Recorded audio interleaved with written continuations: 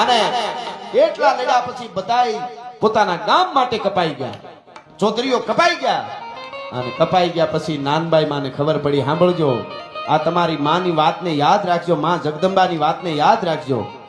આ જનેતાની વાત છે, આ જાગતી જ્યોતની વાત છે. નાનબાઈ માની સાત ઉદરમાં સંતાન હોય, ઉદરમાં સંતાન હોય અને પૂરા દિવસો જતા હોય, બાળક જન્મવાનો સમય હોય, નજીક હોય, અને એવે ટાણે ખબર પડી, પ્રસૂતિની પીડા ઉપડી.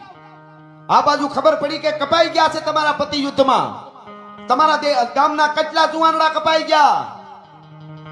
અને તેથી કોકને થવા માંડ્યું કે હવે દુશ્મન સામે કોણ લડશે? હે કે આપણા બધા પુરુષો કપાઈ ગયા, કોણ લડે? કોણ લડે? અવાજ જેથી સમજો, આ બાજુ બાળકને જન્મ આપ્યો માં નાનબાઈએ, અને આ બાજુ કાને અવાજ આવ્યો, કોણ લડશે?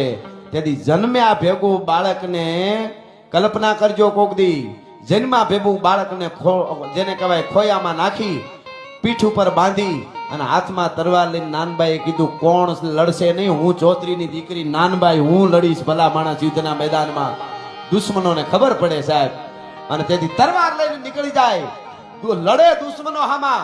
કંઈક ના માથા કાપ્યા, કંઈક ને બેતરી નાખ્યા, અને દુશ્મનને પાડતા પાડતા એક દુશ્મનની તરવારનો ઘા થાય, કાળે ચડું ધૂપ કરતું, ધડથી મસ્તક જુદું થાય. ચૌધરી સમાજ, જે ચૌધરી સમાજમાં જેટલી સરનેમ આવતી હોય, એક ચૌધરી સમાજ નહીં, આનું ગુજરાત આખું ગૌરવ લે કે ચૌધરી સમાજને કાયમ યાદી કરવી જોઈએ. હારા મોટા પ્રસંગમાં એકાદી વાત આ સમાજમાં થવી જોઈએ, ખબર પડે કે માથું પીડ્યા પછી નાનબાઈમાં ચૌધરીની દીકરી લડી છે ભલા માણસ દુશ્મનની સામે. માથું પીડ્યા પછી લડે.